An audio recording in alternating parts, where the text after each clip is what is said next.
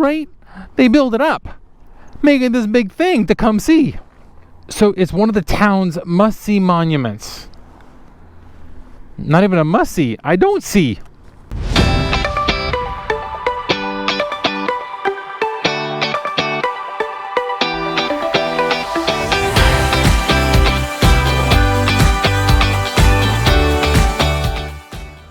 Good morning, welcome back.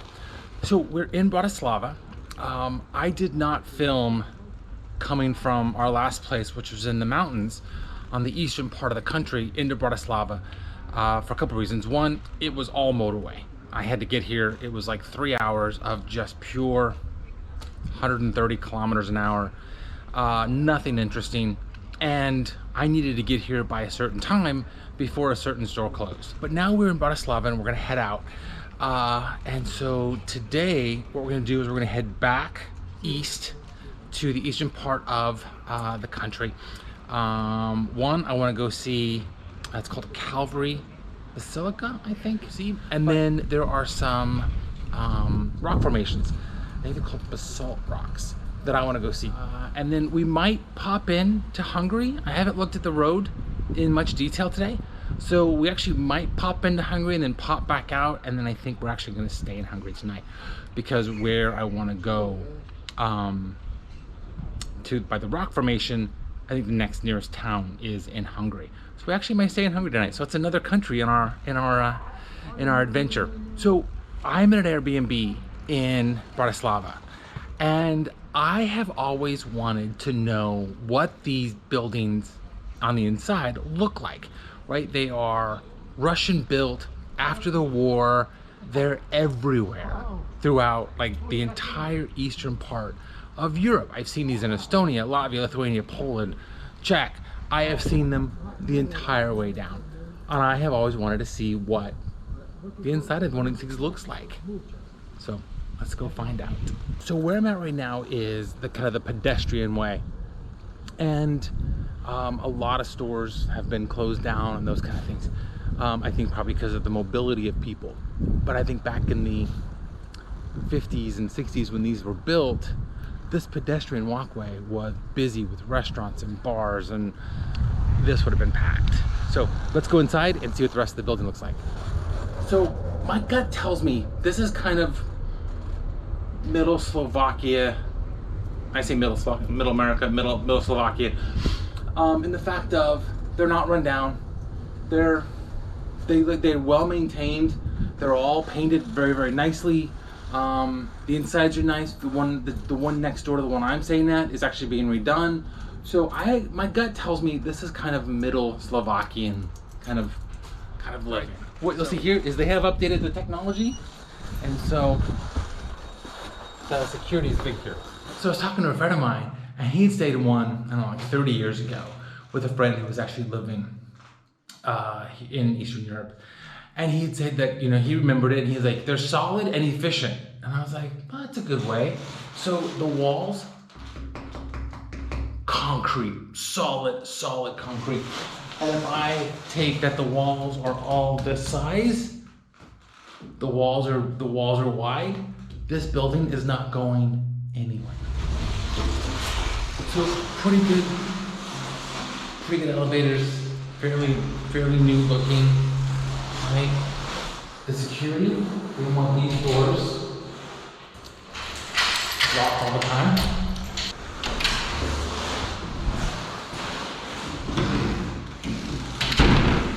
So there's 5 units on this floor, kind of 1 on each end and 3 along the back wall. So this is a studio. And I think it's decorated in the level of like a guy, just, you know, pretty basic furnishings.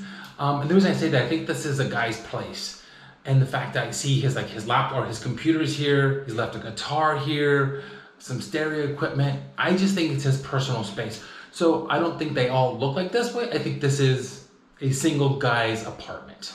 So when you first walk in, doors are behind you. Here's the bathroom.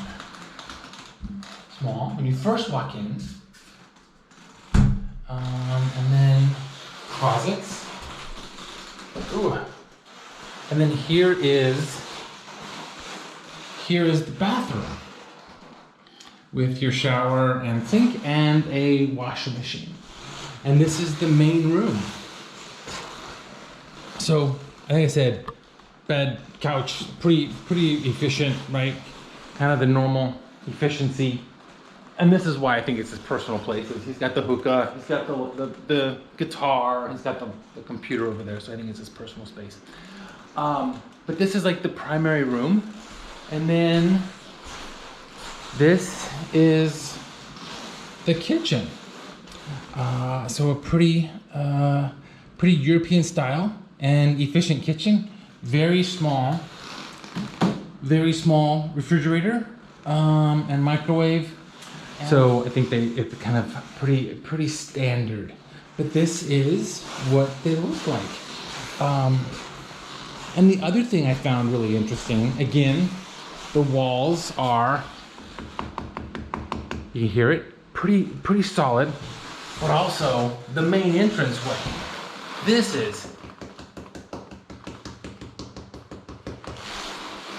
That's concrete too. This entire building's concrete. It's not going anywhere for years. Anyway, I think it's cool to see other people's homes, see how other people live, especially in different cultures and different ways around the world. And especially I find it fascinating in Eastern Europe because it has such a Russian influence. And there's so many of this style like throughout this entire area. So to see how other people live with a very definitive influence by another country is fascinating to me. I hope you guys like the tour of the Airbnb. I think it's cool to see other people, how other people live, and so I think it's really cool. Anyway, I gotta make one more stop real quick. It's about 9:30, 9:45, and then we're gonna get on the road. Okay, we are done with our shopping.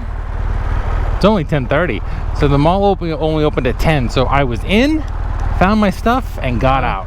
And I think the map says we got about 2 hours and 9 minutes until our first stop. So let's get on the road.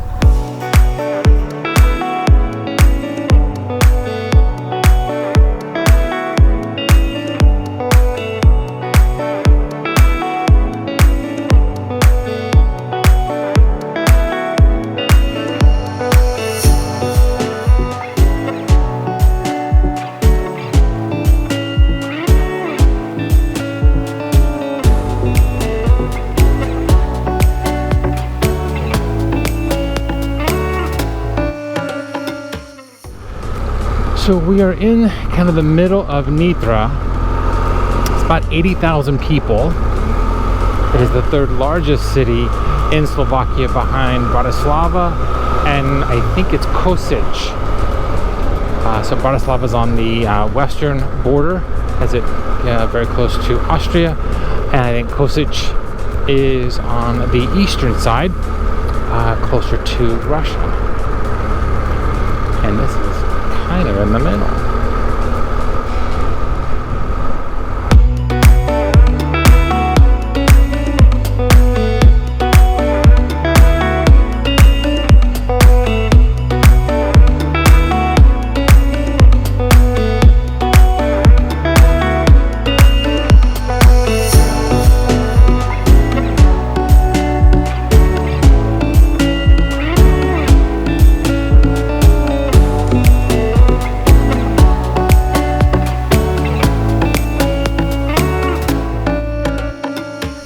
So when I am at hotel rooms and guest houses and those kind of places, I tend to research things online, things to go see. And predominantly because I don't want to just drive through a country, right? I want to see the history, I want to see the culture, I want to see things, right? And I save it on Google Maps. A little point. That way I can hit the point, go, takes me right there usually. So I put this in, which is supposed to be a Calvary. And I thought, interesting, because it's been rebuilt several times, and I actually didn't know what a Calvary was. I don't always know where I'm going, but it generally gets me close. But apparently, that is where the Calvary is supposed to be. Calvary Banska Stiavnica, which it's obviously not. And as I was driving up to it, or up to this area, and it said like, you're 1 kilometer away, I was like, usually by 1 kilometer, I can usually start to see things, right? I mean, 1 kilometer is not that far. You can start to see what you're looking at or what your destination is. Not here. I do not see anything like a set of churches. I don't see anything like a set of churches on the hill here. So, we aren't going to see it today, I guess. So, this is what it should have looked like. But is the finest hilltop chapel complex, and it's the most important Calvary in Slovakia and the former Kingdom of Hungary, possibly even the world. Right? They build it up, making this big thing to come see. So it's one of the town's must-see monuments. Not even a must-see. I don't see. And so the Calvary is situated on a hill, which, as I understand it, that's what Calvary means, is a church complex on a hill. Calvary. So the Calvary is situated on a hill with what the town being built in the middle of a caldera formed by the collapse of an ancient volcano. A town of great historical significance and a UNESCO World Heritage Site itself. The Calvary of 3 churches, 22 chapels, and a statuary of Virgin Mary is the main draw. That could have been cool to see. What? Says we're 37 minutes away still. We're not even close. Well, now that they've talked it up, it's the most important Calvary possibly in the world and a UNESCO World Heritage Site. We're 37 minutes away. Let's go find it.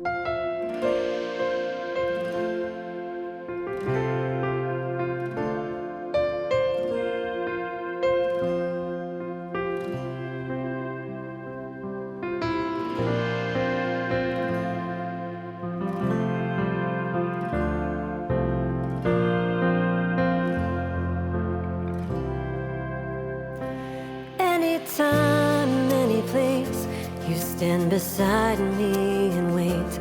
I sing hallelujah. I bring my burden again to my Father and my friend. I sing hallelujah. Wow, you can see it. This is what I wanted to see. We just crested a hill opposite the Calvary. Look at that. Oh, that's cool. Just sitting right up on the top. That's what we came to see.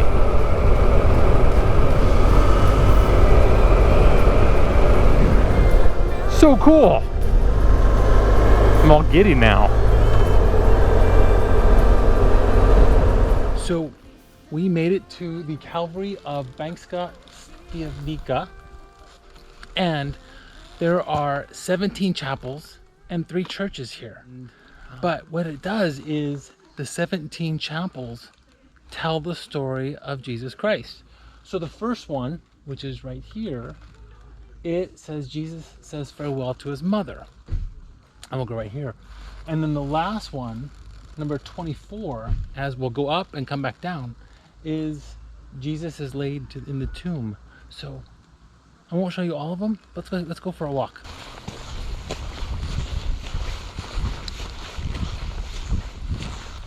So this is the chapel where Jesus says goodbye to his mother. This is chapel number 1. Let's go see some other ones. And by the way, you probably can't tell. Super steep climb, no steps, all mud. So we're gonna go climb this. This is only chapel number 2, but this is where the devil tempts Jesus. I'm assuming that is the devil on the left, but that is chapel number 2. And here we finally reached the top.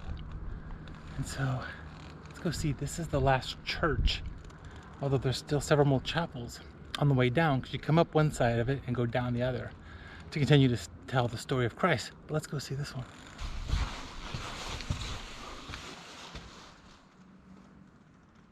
Gorgeous.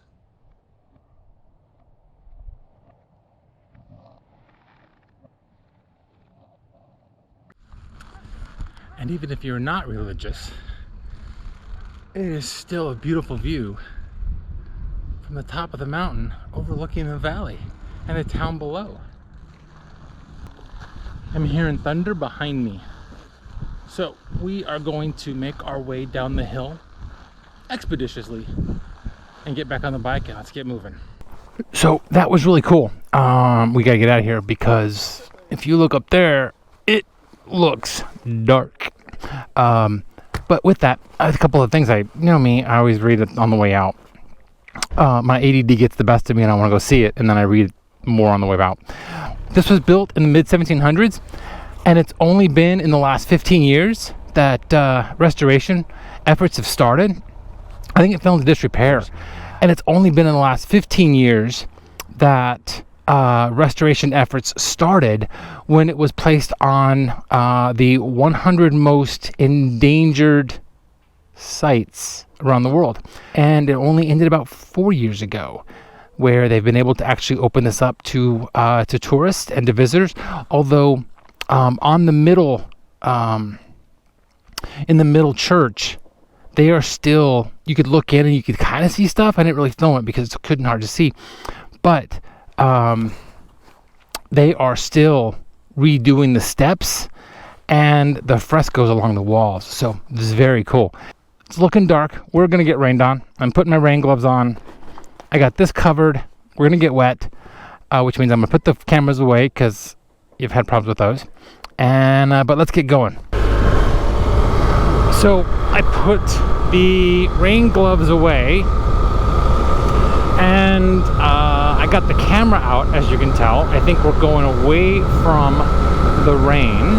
Doesn't look as dark this way, but also because this is such a beautiful ride.